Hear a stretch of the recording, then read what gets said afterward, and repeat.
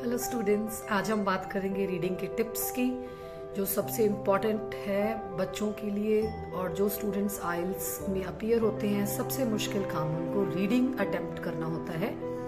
तो हम उसमें 2-4 बातें ध्यान में रखेंगे, जिसमें से सबसे इम्पॉर्टेंट नंबर 1 क्या है कि जो रीडिंग है वो सब्जेक्टिव पेपर नहीं है, वो एक ऑब्जेक्टिव पेपर है। हमें 40 क्वेश्चन 60 मिनट्स में अटेम्प्ट करने हैं। तो हमारी जो स्ट्रेटजी है वो भी ऑब्जेक्टिव टेस्ट के अकॉर्डिंग होनी चाहिए। तो उसके लिए हमें क्या करना होता है, हमें अपने कीवर्ड्स के ऊपर काम करना होता है। जो कीवर्ड्स हमें क्वेश्चन में से मिलेंगे, हमें उनको स्कैन करना होता है हमारे रीडिंग टेक्स्ट में से।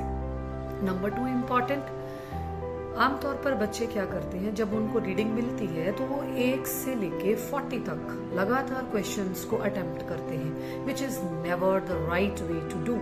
आपको उसमें से अपना स्ट्रॉन्ग पार्ट ढूंढना है।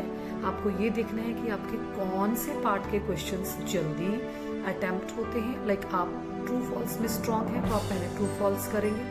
आप 1 वर्ड में अपने आप को एफिशिएंट मानते हैं तो आप 1 वर्ड पहले अटेम्प्ट करेंगे।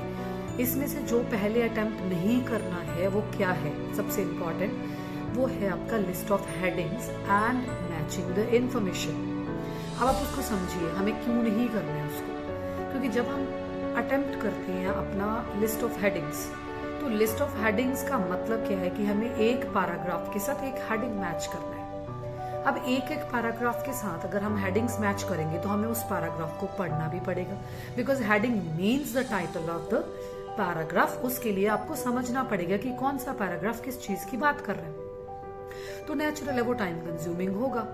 और ऊपर से हमें ए से एफ या ए से जी पैराग्राफ्स दिए होते हैं। इट मीन्स हम एक पूरा पैसेज पढ़ रहे हैं और हमारे पास उतना टाइम नहीं है।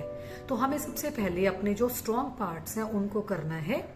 उसके बाद जो लिस्ट ऑफ हेडिंग्स है हम उसको लास्ट में अटेम्प्ट करेंगे। अब लिस्ट ऑफ हेडिंग्स और मैचिंग इन्फॉर्मेशन में फिर से लिस्ट ऑफ हेडिंग्स फिर इजी टू अटेम्प्ट है, क्योंकि आपको पता है कि पैराग्राफ ए के लिए मुझे हेडिंग ढूंढना है। अब आगे बात है इन्फॉर्मेशन की। इन्फॉर्मेशन तो टेक्स्ट में से, पैराग्राफ में से कहीं से भी हो सकता है। तो इट मीन्स आपको पूरा का पूरा टेक्स्ट और पूरा का पूरा पैराग्राफ पढ़ना पड़ता है। तो उस वजह से आपके पास टाइम का शॉर्टेज हो जाता है।